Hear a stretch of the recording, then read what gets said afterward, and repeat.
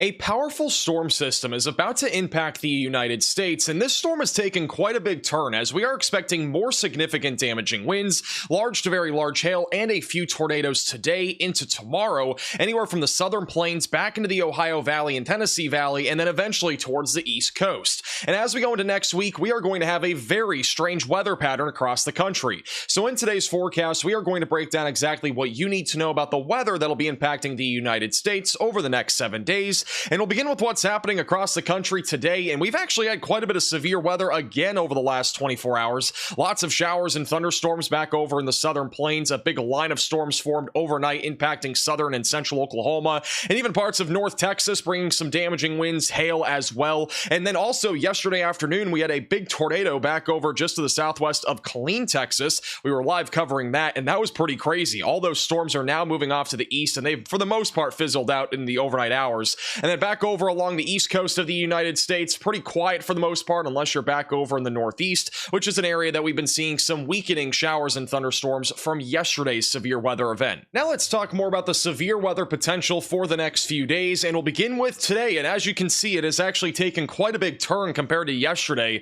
The Storm Prediction Center has issued a large level 3 out of 5 enhanced risk of severe weather, which stretches from Texas all the way back up into Kentucky. We also have a slight risk of severe weather from Ohio back into Texas, and then a marginal threat which extends all the way back up into the northeast. The main concern for today, and the reason why we have an enhanced risk of severe weather, is mainly for the threat of damaging winds. This is expected to increase as we go into late morning and then eventually into the afternoon hours, anywhere from Kentucky and Tennessee all the way back down into Texas and Louisiana. There's also a corridor where very large hail is going to be a possibility this afternoon, back over near Killeen, Texas, also near Waco, and just to the north of Houston. So make sure that you're protecting vehicles. Even then, we could still see some hail up to the size of golf balls all the way as far northeast as Vermont and Massachusetts. Our tornado threat for today isn't very high, but I do think we will likely at least see a tornado or two across this entire region. I think our main corridors for this will be in Kentucky and Tennessee, and then another one back over in Texas, and I think this one will be really between about 2 and 5 o'clock.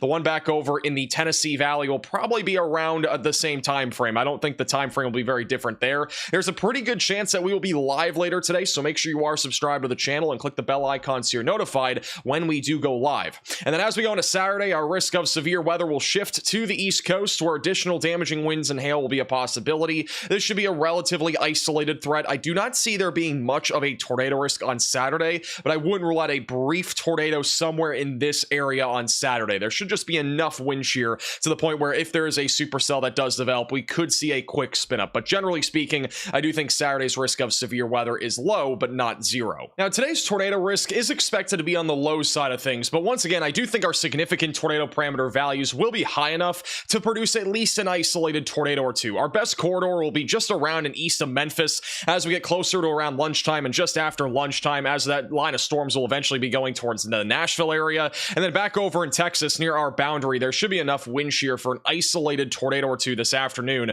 Right around 3 to 4 o'clock, our highest tornado threat is approaching Nashville and also across parts of central Kentucky. And then same thing goes back over in Texas, where there will be a bunch of storms ongoing, which I'm going to show you that in just a second. And then eventually by 5 to 6 o'clock, I do think our tornado risk is dropping. So again, it's a fairly short window, I think, for tornadoes today, probably about 3 to 4 hours, but definitely make sure that you are staying weather aware and having multiple ways to receive alerts. So this is what the timing looks like for today. A broken line of thunderstorms will be moving across Arkansas and Missouri this morning. It should intensify around and just after lunchtime back over in western Kentucky, Tennessee, and right along the Mississippi River Valley. The main concern out of this initially will be damaging winds. Our tornado threat should increase a little bit just after lunchtime or so, and then eventually by 3 to 4 o'clock, that line of storms is moving through central Kentucky and central Tennessee, where damaging winds will continue to be a risk. And then eventually by 5 to 6 o'clock, this line is moving towards Cincinnati and the Dayton area, back into central Kentucky, and also into northern Alabama near Huntsville, where damaging winds and a little bit of large hail will be a possibility. And then about 7 to 8 o'clock, this line of storms is going to start to weaken,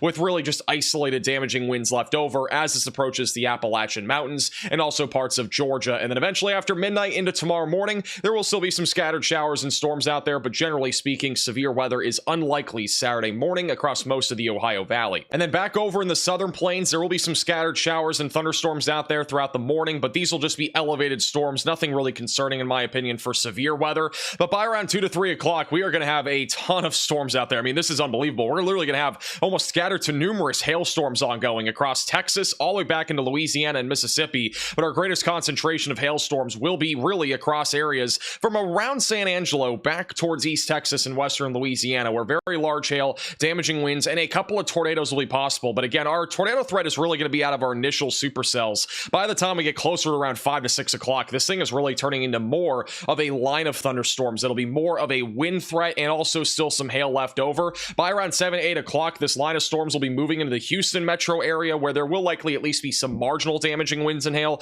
I don't think it'll be that significant by that point. And then by 9 to 10 o'clock, this line of storms will start to fizzle out as it approaches the Gulf Coast. Could still have an organized area of damaging winds and hail pushed throughout parts of South Texas as we go into the late evening and early overnight hours. And then as we go into Saturday, it does look a lot less active across the southern plains, which we've not seen this in quite a while, but it will change as we go into Monday and Tuesday of next week. And then back over on the East Coast, we are expecting a fairly quiet day for the most part today, just some scattered showers and thunderstorms. But as we go into Saturday, there will be a few storms that'll pop off, producing hail and wind anywhere from around Pennsylvania back into the Carolinas during the early to mid-afternoon hours. And then as we go later into the afternoon, I do think our thunderstorm coverage will increase just a little bit back over in Virginia and North Carolina. Again, I'm not really expecting anything crazy here. It just should be isolated damaging winds and hail. And then by the evening hours, it'll move into Maryland, Delaware, and perhaps even into southern Pennsylvania, where there could again be some isolated severe weather associated with this. Tornado threat is not zero, but it is extremely low across this region. Now, after this crazy weather over the next couple of days, we are expecting a very different weather pattern as we go into early next week. That is going to be associated with two different low pressure systems, one in the Four Corners states and another one back over in the Ohio Valley, and then an omega block right in the middle of that. And what this is going to create is one, actually a quite active weather pattern back over in the central and southern plains for the early to mid portion of next week. And then additionally, there will also be an active weather pattern back over on the East Coast. So there will be a chance for severe weather, but it's going to be contingent on our high pressure system staying fairly weak back over in the southern plains and not really blocking our moisture transport out of the Gulf of Mexico. But I do think there's going to be at least a decent chance of severe weather Monday through Wednesday across areas like Texas, Oklahoma, and Kansas back into the Dixie Alley. So definitely a time frame that we need to watch for. Back over on the East Coast, we're going to have a low pressure system here, but severe weather will probably be marginal every single day. And then eventually by the middle and end of next week, that low pressure system starts to weaken and it slowly moves across the central and southern plains, which should open the door for a pretty active pattern back over in the southeast, which should lead to at least some heavy rainfall, maybe even some isolated severe weather. But look at this, by the middle of May, it looks really quiet right now. If this happens, we are not going to have really any live streams by the middle of May. So definitely something to keep an eye on.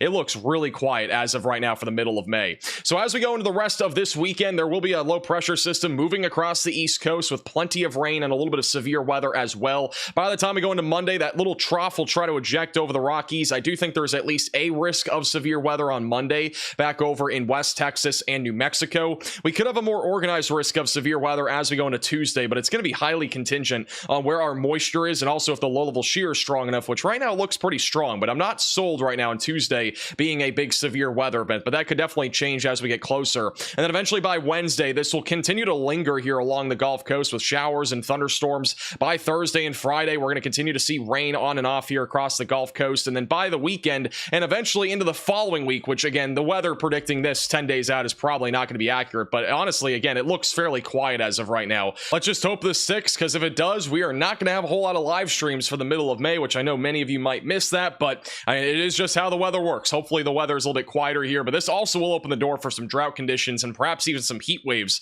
by the middle of May. But definitely things could change between now and then, so we'll keep you posted with the latest. Make sure you're subscribed to the channel, and once again, there's a good chance that we'll be live later today, so make sure to subscribe and click the bell icon so you're notified if we do go live.